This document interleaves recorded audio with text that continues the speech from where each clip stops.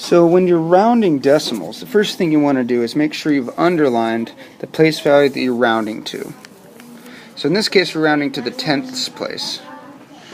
It's important after you do that to write in your arrow, draw in your arrow so you know what number you need to look at to help you decide if you're going to leave that number the same or add one to it. After that, you want to go ahead and think about, okay, well, is the number that the arrow points to bigger or smaller than 5? Or another way to think about it, is it closer to 10 or closer to 0?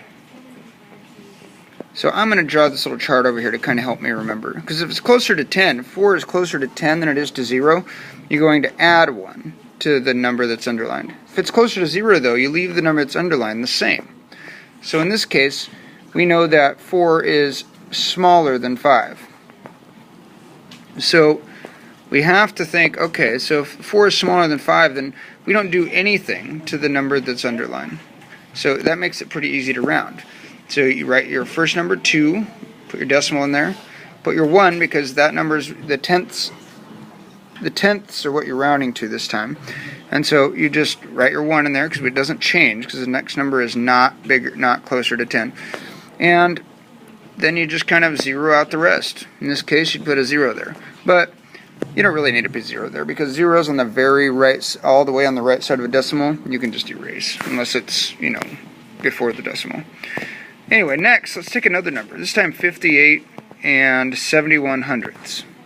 So we're going to underline the ones place because the ones place is what we're going to be rounding to this time. And I'm just picking random place values just to kind of help us remember what to do next or to give us some practice. So we're going to round to the ones place this time. So the 8's underlined, draw our arrow in. You're always going to look at the number to the right of the number you're rounding to, or the place value you're rounding to. In this case, it's a 7. And we know that 7 is closer to 10 than it is to 0.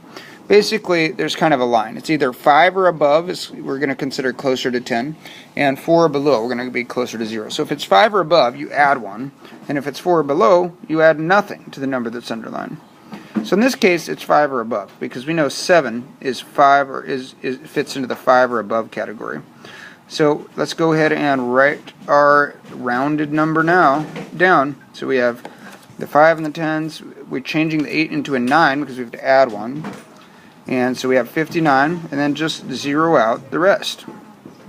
And since it's a decimal, we know that any numbers to the right, if they're zeros, if they're on the extreme right, you can just get rid of them. You don't really need them.